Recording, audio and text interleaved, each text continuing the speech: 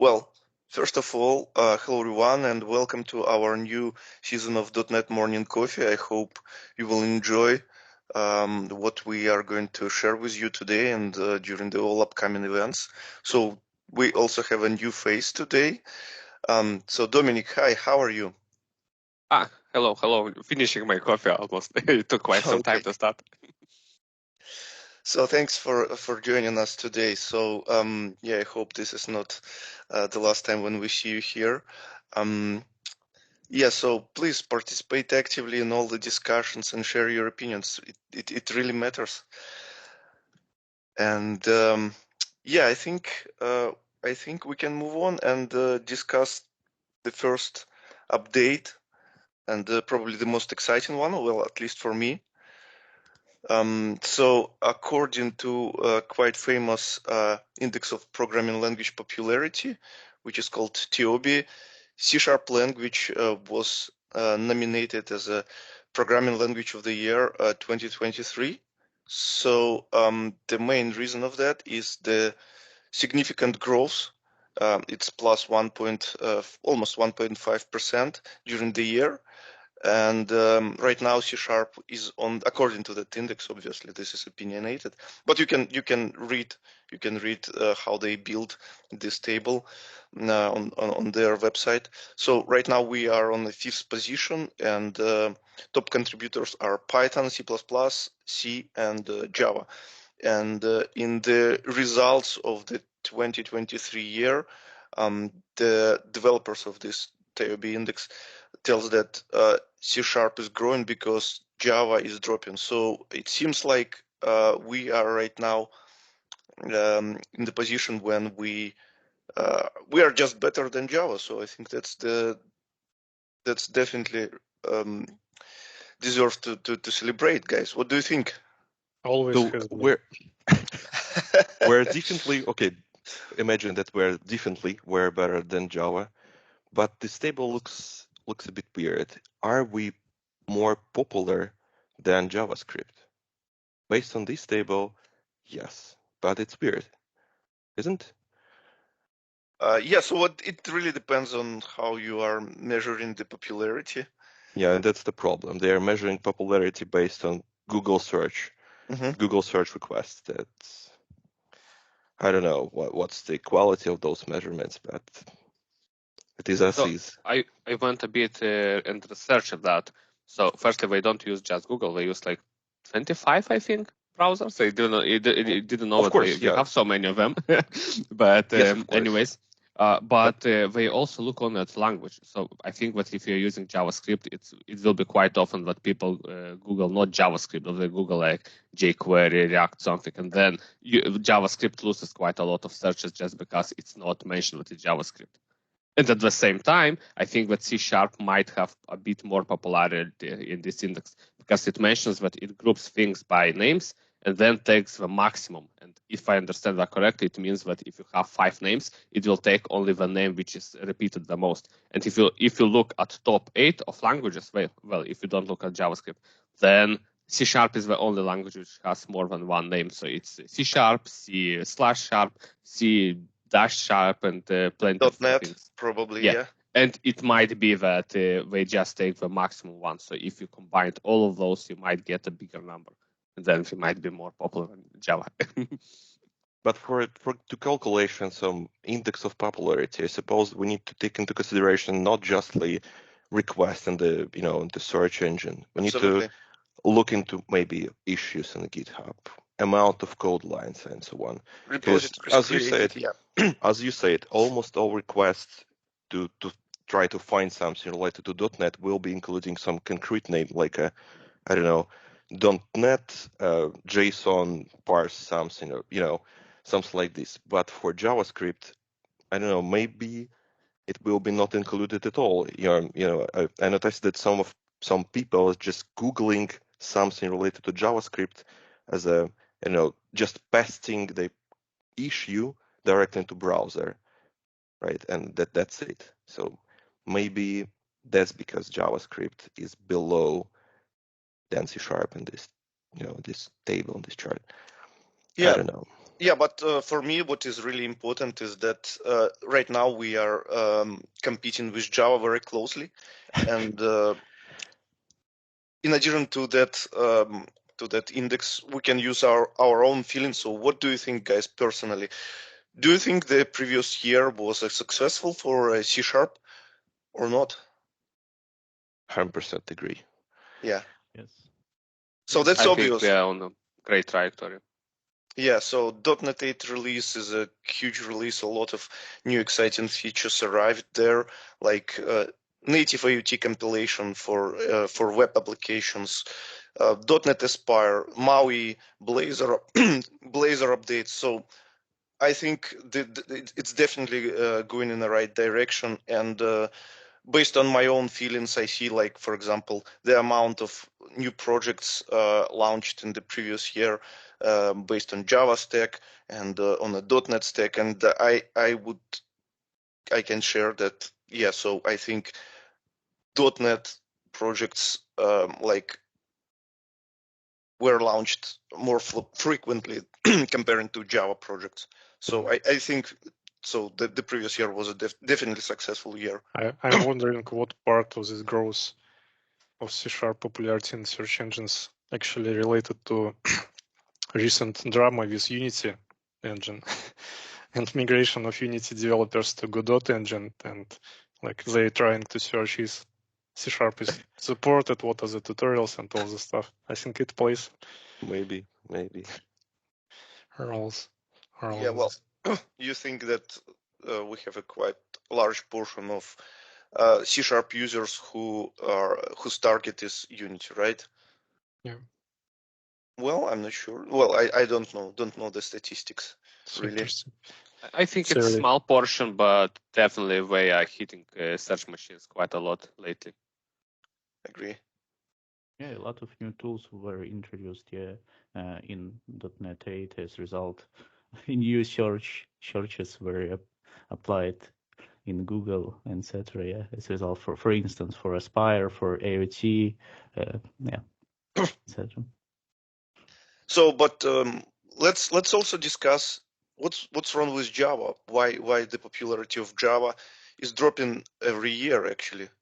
So what's wrong there? What do you think? They are not progressing. So they are progressing, but in general, the most of, at least as I know, the most of some commercial projects, they're using the kind of outdated version of Java, and Yeah. the biggest part of developers just not able to use in the real life modern features of Yeah. Java. Next thing, maybe I'm also not sure. Maybe some of them started to use Kotlin instead of Java, but Kotlin not so popular just because not so popular. But definitely it takes some popularity from Java. It is also because the amount of Yeah. requests Agree. of Java is So it's the same dropping down. platform, both based on Java virtual machine, but different languages, right? So they are competitors of each other. So, and even if we have, so we probably have Kotlin here somewhere. Yeah, it's on the 17th place. Not too bad. Yeah, it's almost 1%. Yeah, well, Not too 0. bad, but MATLAB is more popular. That's fun. I used it during my university years. So, but it's, let's say, so if we had no Kotlin, then it was planned. It would be plus 1% of Java Yeah. popularity, or so. Maybe. I would say that Java has historical popularity for quite a lot of reasons, but now I think that because of Microsoft, the popularity keeps going into C#, mostly because of events. They got nice conferences, and also quite a lot of companies have partnership with Microsoft. They just take C# because they already are like golden partner or something, and if they have to choose, they would choose C# because they are already partners and they will get more support. So I think that corporate side is really playing into it. Yeah, interesting opinion. I I think also one of the reasons why C# is growing is that because like maybe 5 years or so ago they started targeting this language and positioning this language as a language for beginners. And they started presenting, hey, so if you are a beginner, you can really create a new web application by writing 5-6 lines of code, and that's it. So same experience like you have with Node.js, for example, which became very popular some time ago. Yeah, so now you can do the same with like really enterprise level language. And I think you can't achieve the same. So my understanding, well, maybe of course my knowledge in Java is very poor, but I think in order to create a web application in Java, you will have to add to your project a lot of heavyweight frameworks, and only after that you will be able to create MVC controllers, and only then you'll be able to launch your web API. While with C# you can really do that with a couple of lines of code. And they also syntax. I was trying to just look at the Java a few times in the past, and I don't know, maybe it is So now because I get you used to use regret. C#. I don't know. It is maybe because I just get to use C#, but Yeah, C# code looks more nice, more compact, totally more agree. I don't know, more solid. Yeah, so let's just take a look at the very recent C# 12 features. So I really enjoy this new capability to create arrays lists with this collection expression with brackets. Yeah, really nice. Totally agree. Syntax matters here. It definitely more attractive for beginners. So yeah, probably this year, 2023, we can treat as a year when we started competing like Java. We started like winning this race. Let's see what will happen in 2024. Anyway, yeah. Right. So the next update, also, well, quite exciting for me. I know, guys, you have different opinions on this one. .NET Aspire Preview 2. So for those who are not familiar with .NET Aspire, this is a project that Microsoft announced during the recent .NET conference in November, and the goal is the following. So let's say you have bunch of microservices. You have like a system consists of 10, 15 microservices, all have their own databases. They are communicating through the messaging, and now you have a real challenge to launch all this from your local machine.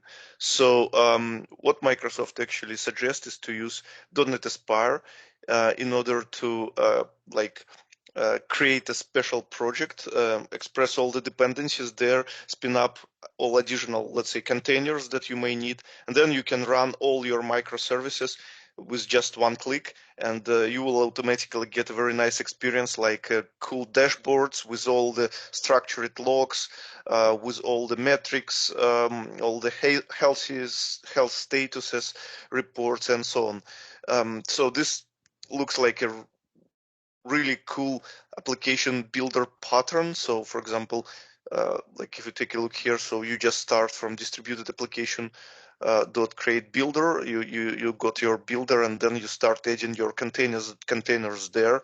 You can add the applications, projects, specific projects. So this is how you tie all the together. So basically, actually, before the .NET Aspire appeared, there was another project that was called Project Tie, and this is like an evolution of that project.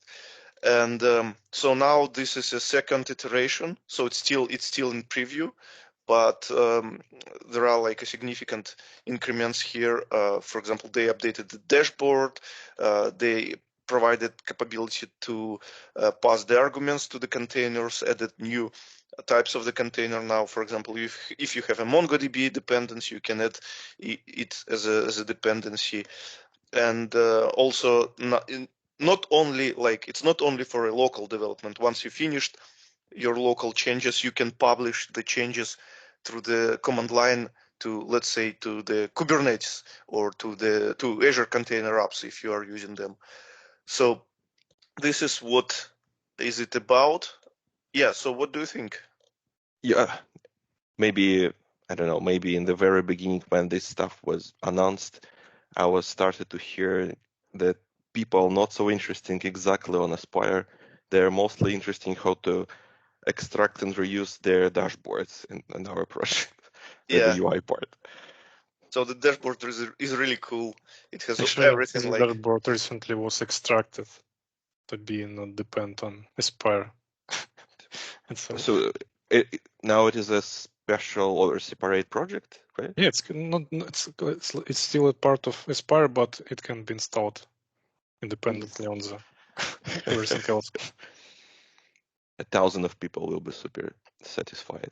So we can close Aspire now. Well, dashboard is It's amazing, done. but I still think that the Aspire itself is also quite amazing. It's like dependency injection on steroids, because now dependency injection gave you ability with a service provider to register any component, and now you have quite a lot of rules. So if you register something, it fulfills quite a lot of contracts. So you know that you're getting good stuff. You don't have to play with poly each time you add a new call to database. So that's amazing.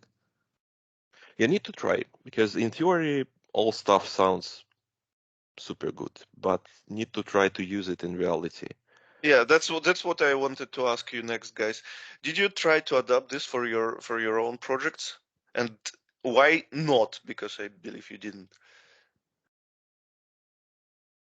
So Well, I heard about it yeah. like a few days ago, so Oh, I okay. tried to run it and see the dashboard, and it looked amazing. That's enough for me for now. Yeah, after it leaves the preview, I think it will be a great tool. If it does not leave a preview, I will think that it fell just like the last project. So I want to see it go into the live or at least beta Okay. stage. So yeah, I think at least you can try to adapt it for a local development and see how it works. So no real need to use the publishing capabilities, but for a local development, it's just an extra project that could be even not included into a main solution. So no, and you can just have this on your local machine. No needs to even to commit to the repository. So why, for example, I don't use it? So I'm not really sure that. So yeah, it's a really nice thing if you have 10, 15 microservices. But in our case, we have almost 200 microservices, and yeah, I'm not really sure that it's a good idea to try to run all 200 microservices locally. So maybe there should be a kind of a strategy developed of, let's say, I would like to run a part of the system, let's say 20 microservices. So then I have a special Aspire project that can run only these 20 microservices, or it could be achieved like through the if-else conditions or somehow like that. So, but yeah, so this looks really cool for small amount of companies. But if you are in a real large enterprise, so then it doesn't look so attractive for me at least. But it looks like a lot of projects will need to migrate to Aspire, yeah, to achieve the benefits regarding the dashboard and see some traces and spans from the box, yeah. Yeah, but I think it is based on OTPL protocol. So if you are if you are using right now Prometheus, Grafana, all these things, then you are automatically ready for the Aspire. Yeah, it looks that migration is really easy. We still don't support too much stuff, so you won't be able to migrate most of it. But as long the hardest part will be just to go to .NET 8, and the other part is quite easy. So if you don't have problems with .NET 8, then I don't think you will have problems with Aspire. Yeah. Cool. So a few more topics that I wanted to discuss. Let's move on then. So there were a set of articles on Microsoft devblogs regarding different testing improvements. So there were some changes in the MS Test Runner. There was an article about code coverage tooling regarding the native IoT libraries and regarding the API testing. So let's go quickly through them. So the first one is about MS Test Runner. So that's a quite interesting situation because I thought that nobody uses MS Test nowadays, so everybody targets XUnit, but I think this is an attempt to keep this MS Test alive. And what they actually implemented here is now you are able to create a test project and then compile it to the executable. So instead of having a DLL with tests, you will have like a self-contained executable file that and in order to run your tests, you can just execute this executable. That's interesting approach. I never thought about such scenario. So as a benefits, Microsoft tells about the performance, reliability, extensibility. So probably among all these things, performance what is really matters, because for unit tests, I think this is a crucial part. For me, at this moment, it's hard to say is MS Test so bad, like how it compares to XUnit and NUnit. For me, looks like they will be a feature pair, and it will be just a personal preference and style, and like different kind of attributes and slightly different behavior. Yeah, but those changes are not about MS Test. MS Test is just the MVP. They said that the platform will be ready to have all, so they will add any unit, XUnit. It's just for MVP MS Test. So the changes themselves are not about the library itself. Yeah. But they do say that it's 3 times faster and uses 4 times more memory. So all the time we are hearing that everything gets faster. That's always good. Yeah. Well, that's fair. So, for example, when you run your tests through the .NET test approach, you obviously have one process running another process. While here, if you have an executable file, then you have just one process. So obviously, it's faster. But as a disadvantage, if you have well-established pipelines that rely on .NET test utility, then you will have to make these changes in order to support this. They did mention that you won't need SDK to run tests, and now it wasn't impossible without it. So I did not have scenarios in my life to use such, but I think it might be cool for someone. Yeah. So another one also about testing is related to code coverage tooling. So now for these who have SonarQube on a project, you probably solved the problem when you need to cover the test coverage. So you probably used the coverlet utility. So now you can collect the metrics regarding your test coverage with a .NET coverage tool. So it is nicely integrated with a .NET test utility, and Finally. yeah, you can just pass the collect argument, and then all your test coverage metrics will be bundled into a single file that you can feed to your SonarQube, which is really cool. So this is something that I'm going to adapt on my project, and I'm going to ask our DevOps to replace whatever we use currently with this one. Because I remember that one of the problems was that like the tool that actually collected all these coverage metrics, at least in our CI/CD pipeline, it required Java to be installed, and this is additional step. So now we have a .NET based tool that can collect all the coverage metrics, which is cool. C# is better, but you need Java to collect this. Exactly, to collect your metrics. Maybe your pipeline has some integration. Like, do you use Jenkins as part of your pipeline? Because if you use Jenkins, there might be like kind of weird integration between XUnit and report generating and such stuff. Because if you want to run code coverage, you don't need to install Java. You can just use coverlet. And could you get back to previous article? Yeah, sure. There is an important note regarding it. It's not something new that they added recently. This tool exists for several years. Really? It wasn't announced or covered very well in their documentation. It was like some random page on the documentation tree.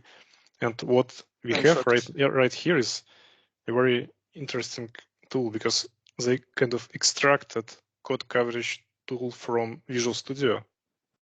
So it's still closed source. You will not find any source code for this tool. If it's concern for your organization, it might block adoption of this tool. So they kind of extract the tool from Visual Studio coverage and provided it under global tooling and all this operation. And fun fact is that even own Microsoft repo, core Microsoft repo runtime refused to adopt this tool because it's closed source. Wow. So they continue to use coverlet. Wow.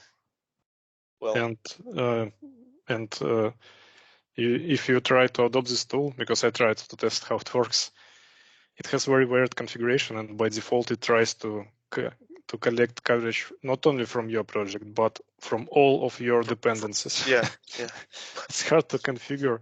It requires XML configuration to exclude all this stuff. It might be faster than coverlet, but it's still hard to use. So then I'm not going to adopt this Why anymore. you said it? I'm disappointed. Yeah. Sounds frustrating. Right. So the next one is about API testing. So really quickly, so what is it about? So again, our testing pyramid. So what is really unusual for me is the system tests layer. Guys, do you know what do they mean? System it's tests. Same as integration test, but just on bigger parts. Okay. So yeah, anyway, like these arrows are really cool. So unit tests are fast, end-to-end are like a turtle, and same like with this dollar signs. So this is about the new way to test. Well, that's not a new, that existed for many years, but now it became more popular. So you can test your APIs with a special file types which are called .http. These actually files you can create right in your Visual Studio. So Visual Studio now supports a endpoints explorer, and you can like explore all your exposed endpoints and write .http files in order to run and execute your APIs. And this .http file looks quite interesting because it allows you to do some really nice scripting, which may be very, very useful in case if you are going to write integration tests for your APIs. So you can see the syntax here. So it's close to curl, but well, no, it's not close, I would say. So you express the methods, headers, body, then you can deal with the results. Quite useful thing, and especially because it has really nice integration with Visual Studio Code and with Visual Studio. So does anybody try to use it? I've tried some kind of stuff like this, but the problem with all these tools is you can use it only for yourself. And in the case if you need to, give this stuff for some people to, to reuse, they're asking you, please give me a Postman collection. What? Okay, so because nobody is familiar. Yeah, so right now, exactly. So everybody uses Postman.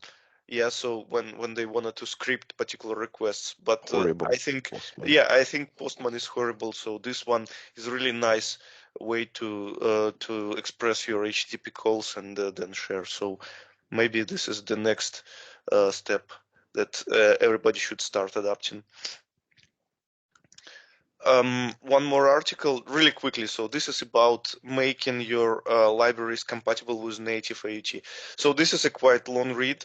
What is the most important here is that if you are targeting your library to be published as native IoT, then you should be careful about warnings. So only in case if you see no warnings, that's the only sign that everything that is working without IoT should be working with IoT. Otherwise, you should test your application really carefully.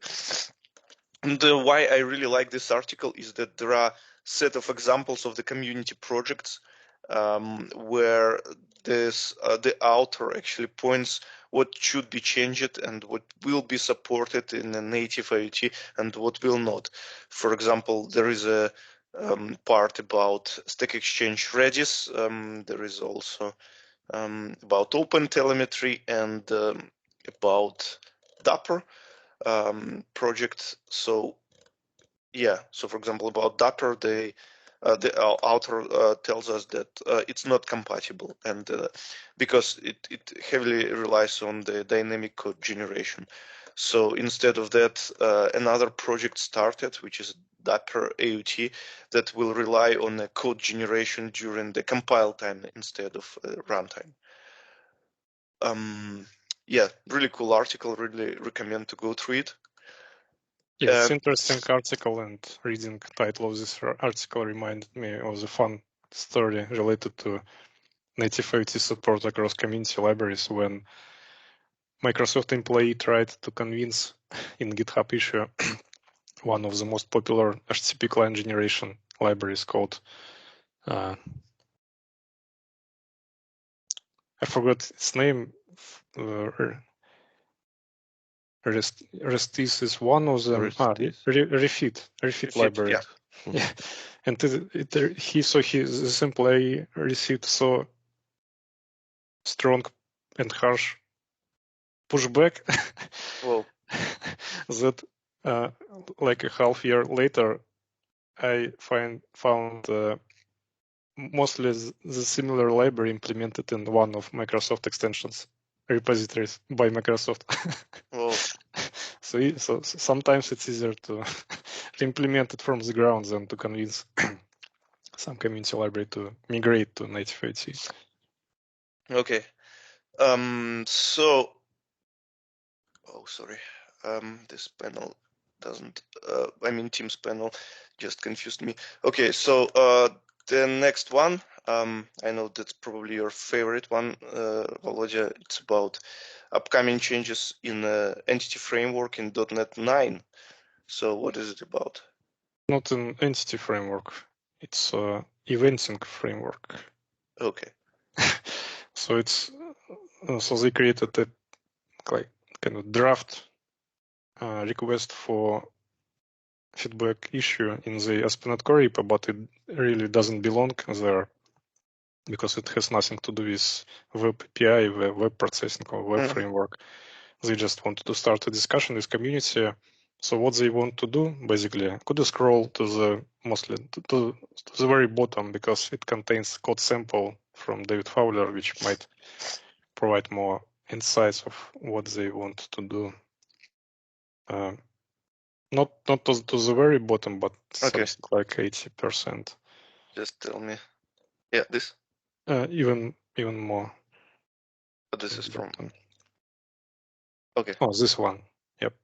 So what they want to accomplish is to provide framework, which will most probably not be a part of ASP.NET Core, but will provide the very similar functionality and the very similar programming model, because seems like they have a lot of internally built similar tools inside Microsoft, which intend to process events at a higher scale, at the cloud processing scale, let's call it there. So they came up with some kind of plan how to implement, how they can abstract away any different messaging systems like RabbitMQ, Service Bus, Kafka, probably any other messaging solutions. So they want to provide you with kind of similar programming model. In this case, it provides you kind of endpoints for processing of events. It might be very similar to what mass transit provides, for example. But are you sure about that? Because at the beginning, I see that they keep updating their comment, but they said that people misunderstood them and that they are just trying. They said that they're working on web jobs version 2 right now, and they are not trying to make anything major. So when I read first time that comment, it seemed to me that people just misunderstood it, thought that they're making something cool, but it was just a small fix or something. It will be small, and this code sample contains like very, very basic idea, because the comment is from the same person, from David Fowler, from architect of ASP.NET Core team. It just provides more details of what they want to achieve, because they received a lot of negative feedback in this issue from people who don't want Microsoft to kind of how to say it, restrict community with their abstractions, with their contracts, with existing libraries such as N-Service Bus, with Mass Transit. Yeah, because original issue description wasn't so descriptive and understood by the community. Yeah. So Cool. worth keeping an eye on it, definitely. Yeah, definitely. So maybe this will come to .NET 9. And the last one, like again, let's try to go through it really quickly. Last Yeah. but not least, it's Okay. a new experiment in runtime repo. Recently, they tried to experiment with replacement of task and asynchronous programming and replace it with green threads, with kind of lightweight threads.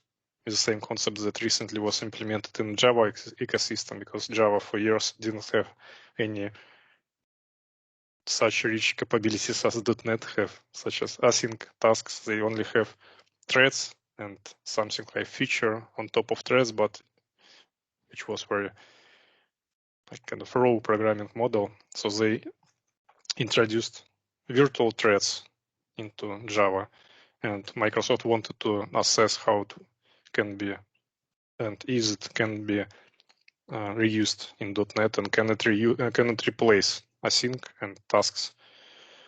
And they like completed this experiment and found that it's not worth it. So seems like as a result of the original experiment, they decided to start this new experiment, which is about like finding the way how currently implemented asynchronous model can be improved, because it's a crucial part for modern application to process requests, to do all this asynchronous stuff. And for years, asynchronous programming in .NET was implemented in a very, how to say it, not deeply integrated way. It was mostly handled by Roslyn, which generated huge amount of extra code, really state huge. machine for you, but it was mostly plain C# and it had low integration into runtime itself. In this experiment, they want to experiment with so-called async2.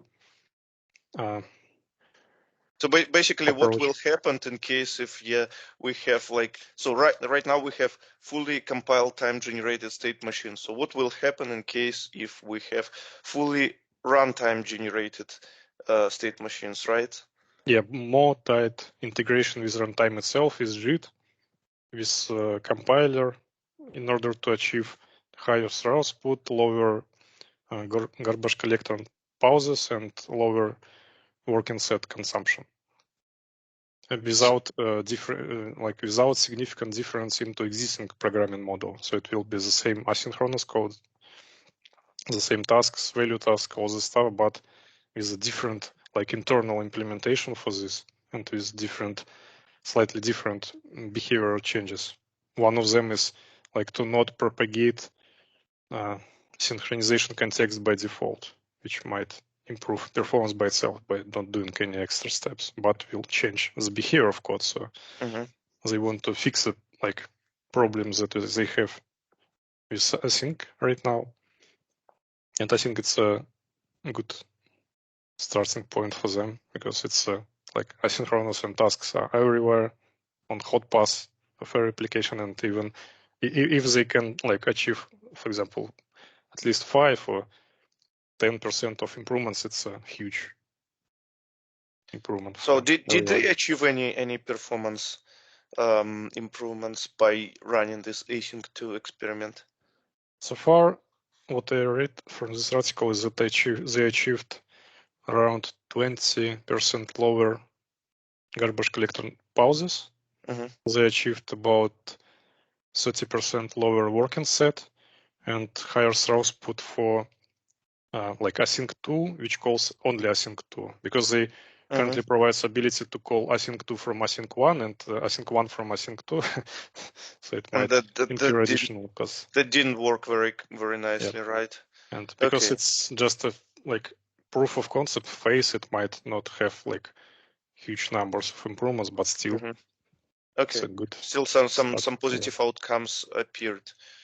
Well, cool that Microsoft is experimenting. So that's again bring us to the beginning of the conversation when we debated about Java versus C#, because I think because of all these experiments, all these attempts to make Java and C# and .NET platform better and better every iteration. I think that's why C# is becoming more and more popular and attractive for the beginners, for the enterprises, and for like small businesses.